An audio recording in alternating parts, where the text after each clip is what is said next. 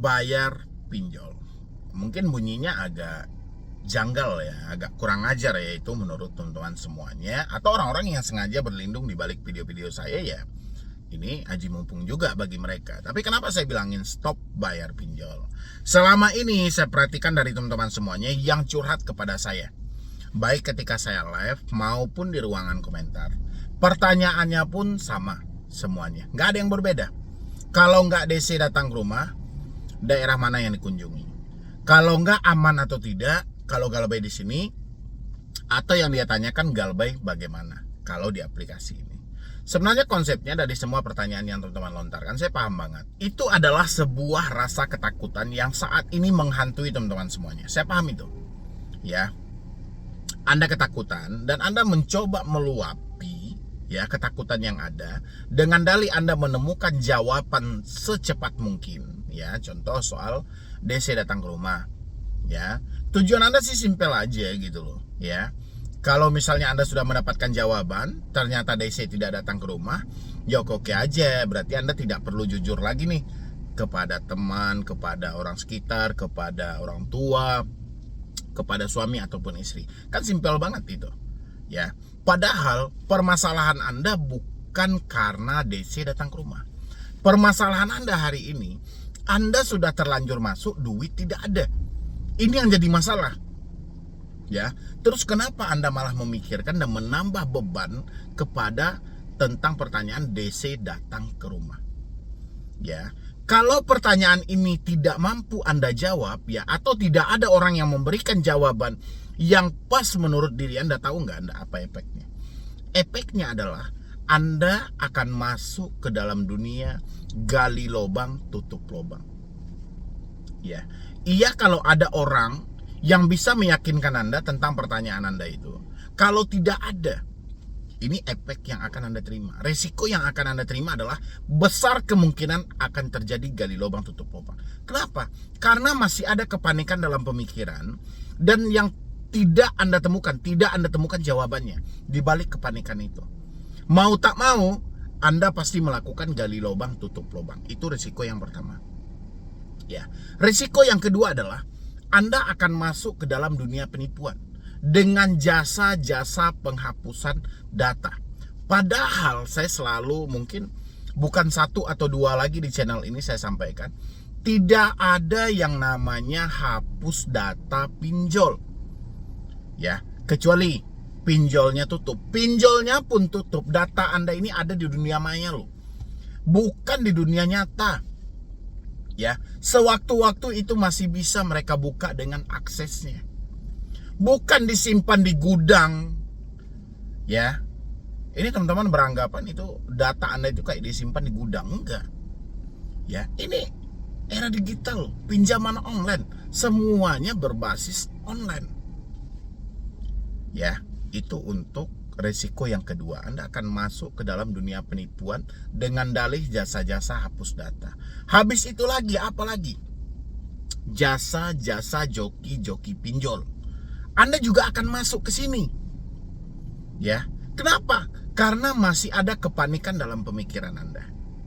Ada kesetresan dalam diri Anda. Anda tidak menemukan jawaban apakah si DC-nya datang atau tidak. Ya, daerah mana yang dikunjungi, Anda tidak menemukan jawaban. Habis itu mau gali lubang tutup lubang, udah nggak bisa lagi. Jasa hapus data terlalu berat, akhirnya masuk ke jasa joki. Yang mana jasa joki ada yang berbayar admin di depan, ada yang tidak. Ya, oke, ada joki yang mengaku amanah. Amanah dari mana? Ya, coba Anda logikain. Anda serahkan data Anda kepada si joki, ya kan, data KTP lengkap-lengkap semuanya. Habis itu si joki bilangin kita backup data dulu. Habis itu Anda pindahkan atau Anda kirim data-data kontak Anda kepada mereka. Mereka dari si jokinya nanti akan mengirim data-data lain kepada Anda. Ya, tahu nggak Anda pekerjaan Anda itu sangat berisiko. Karena Anda menggunakan jasa yang salah, Anda menggunakan jasa joki, Anda rela mengirim semua nomor kontak yang ada di handphone Anda kepada si jokinya. Nanti nomor kontak yang Anda kirim kepada si jokinya akan mengirim nomor kontak Anda kepada orang berikutnya yang menggunakan jasa mereka juga. Gara-gara Anda ratusan orang teraniaya ditelepon oleh pinjaman online. Ya. Ini akibat apa? Tidak mampu lagi pemikiran dia menjawab soal pertanyaan daerah mana yang akan dikunjungi, telat berapa lama DC akan datang. Hanya semata karena itu saja. Padahal, ya ini buat teman-teman semuanya, Anda stop bayar pinjol itu jauh lebih baik daripada Anda bertanya kapan DC datang ke rumah, daerah mana yang akan dikunjungi, telat berapa lama dia akan datang. Ya, kenapa? Karena resikonya seperti yang saya sampaikan tadi. Anda akan gali lubang, tutup lubang. Ya, Anda akan masuk ke dunia penipuan. Anda akan dimanfaatkan oleh orang-orang yang ingin memanfaatkan kepanikan Anda hari ini. Ini salah satu risiko di balik pertanyaan yang Anda lontarkan itu. Aman atau tidak? Bagaimana kalau galbay di sini? Ya, daerah mana yang dikunjungi, ada DC lapangan atau tidak, ada FC atau tidak. Di balik pertanyaan Anda ini ada risiko berat yang menanti Anda. Ya, makanya saya bilangin buat teman-teman semuanya, kalau memang kita sudah terlanjur meminjam, ya, dengan ya berbagai macam persilah kebutuhan Anda atas dasar kebutuhan ini, kebutuhan itu, dengan ketidaktahuan kita, habis itu kita dibebankan dengan bunga yang cukup besar di luar dari batas kemampuan kita. Oke, ya, Anda terima aja hal itu. Anda tidak mampu bayar, tidak sanggup bayar, nggak ada masalah. Yang penting jangan pernah bertanya ada DC lapangan atau tidak, ada FC atau tidak, datang ke Kalimantan atau tidak, datang ke Jakarta atau tidak. Buang jauh-jauh pertanyaan ini. Karena pertanyaan inilah yang membawa Anda ke tingkat kesetresan yang sangat luar biasa. Ya. Padahal semua orang yang mengedukasi menyampaikan risiko dari pinjaman online itu adalah BI checking. Ya, dan itu pun tidak semua P2P lending. Hanya baru difasilitasi untuk paylater dan KTA. Walaupun ada di beberapa pinjol legal atau P2P yang juga sudah memiliki akses sampai ke sana, tapi tidak menyeluruh. Ya, terus kenapa Anda malah peras pemikiran Anda memikirkan sesuatu yang bukan menjadi permasalahan Anda? Ya. Anda hanya sengaja mempermasalahkan soal ada DC lapangan atau tidak, daerah mana yang dikunjungi. Itu hanya luapan sebatas rasa takut. Ya, hari ini saya sampaikan buat teman-teman semuanya. Pertama, ini mengingat terlalu banyak kasus mengakhiri hidup. Itu yang kemarin seorang mahasiswa kan, umur 16 tahun. Jangan sampai ada lagi ke depannya. Kalau Anda diteror via telepon, tutup telepon Anda. Ya. Via WhatsApp, tutup WhatsApp Anda.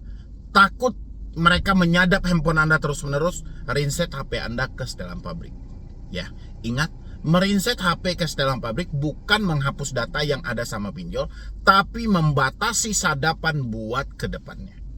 Ya, Anda praktekkan 3 hal ini, saya jamin Anda nggak membutuhkan jasa apapun, galbay pun akan tenang, Anda akan damai, dan ya risikonya cuma satu-satunya, BCK. Ya. Itu buat teman-teman semuanya. Makanya saya lebih dukung Anda stop bayar pinjol daripada Anda kepanikan memikirkan DC datang ke rumah sehingga terjadi gali lubang tutup lubang.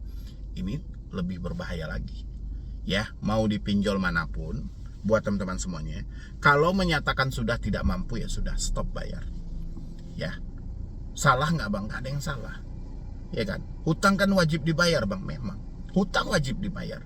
Tapi Andanya tidak mampu hari ini. Tunggu sampai Anda mampu dulu. Terus kenapa bang nomor kita harus diganti? Kenapa WhatsApp kita harus diganti? Untuk memulihkan mental Anda dulu. Ya, ngapain Anda pakai blokir panggilan tidak dikenal? Anda pakai blokir panggilan tidak dikenal, ada rekan Anda nanti atau bos-bos di tempat pekerjaan Anda yang menggunakan nomor baru ikut terblokir. Yang ada adalah handphone Anda sama aja tidak ada fungsinya. Ya, mendingan diganti. Habis itu ya biarkan aja dulu sementara, nanti pelan-pelan kasih kepada orang-orang yang benar-benar Anda percaya. Jadi dengan begitu Anda dengan leluasa menggunakan handphone Anda tanpa ada fobia-fobia sama sekali.